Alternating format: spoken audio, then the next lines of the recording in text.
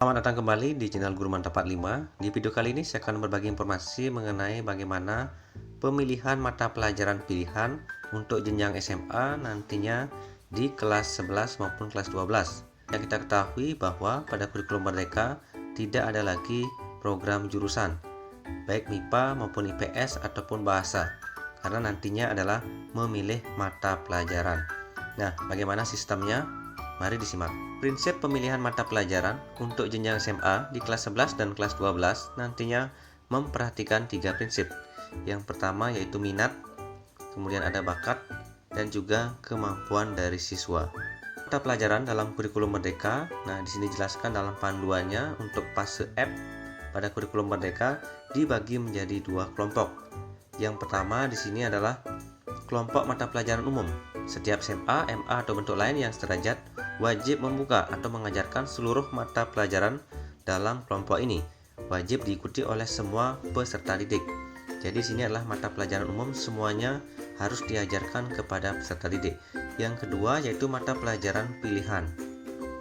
Nah, mata pelajaran pilihan ini paling sedikit nantinya disiapkan sebanyak 7 mata pelajaran.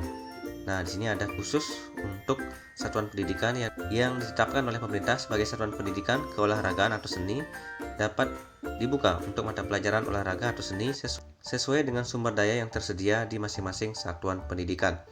Nah, kemudian di sini ada struktur mata pelajaran SMA atau sederajat untuk kelas 11 dan kelas 12. Berikutnya kita bisa mengecek di sini mata pelajaran umumnya. Ada pendidikan agama dan budi pekerti, pendidikan Pancasila, bahasa Indonesia, kemudian matematika, bahasa Inggris, pendidikan jasmani, olahraga dan kesehatan, sejarah, seni dan budaya. Nah, untuk bahasa Indonesia dan matematika yaitu sebanyak 3 JP, sedangkan sisanya itu sebanyak 2 JP.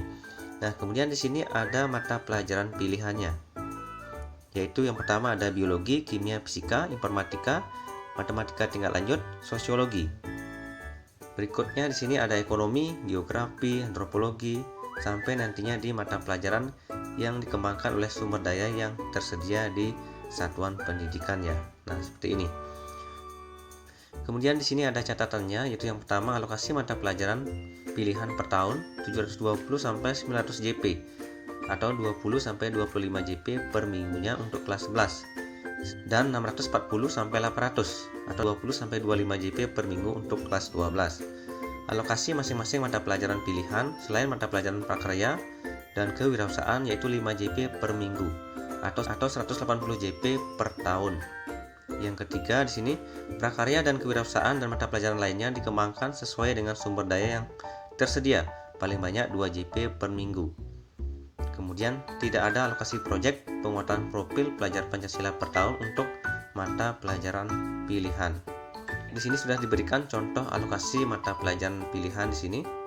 Nah, misalkan yang pertama alokasi 20 JP, ada matematika lanjut, fisika, sosiologi, ekonomi yang masing-masing 5 JP. Jadi totalnya 20 JP.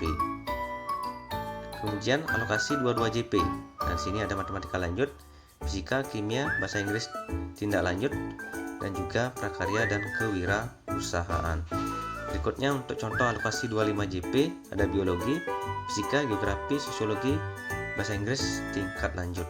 Nah, seperti ini nanti contohnya untuk alokasi mata pelajaran pilihan.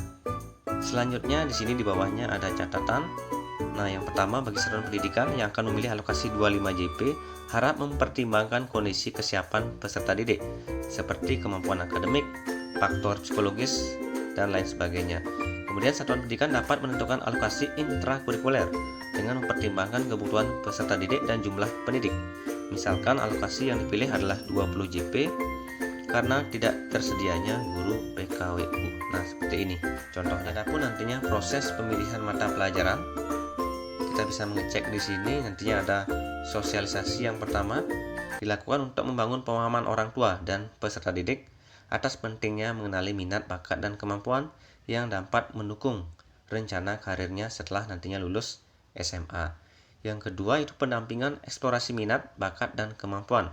Di sini ada guru BK, guru mata pelajaran, dan wali untuk bersinergi nantinya mengeksplorasi minat, bakat, dan kemampuan dari peserta didik. Kemudian yang ketiga di sini itu pendampingan pemilihan mata pelajaran pilihan. peserta didik mendapatkan berbagai pendampingan melalui berbagai layanan karir sebagai eksplorasi minat, bakat, dan kemampuan dari peserta didik. Yang keempat itu penetapan. Setelah penetapan pemilihan mata pelajaran pilihan, peserta didik mendapatkan berbagai pendampingan agar dapat menguatkan pilihannya sesuai dengan rencana karir setelah lulus SMA. Demikian informasinya tentang pemilihan mata pelajaran kurikulum merdeka untuk fase F, kelas 11 dan kelas 12. Semoga informasi ini dapat bermanfaat.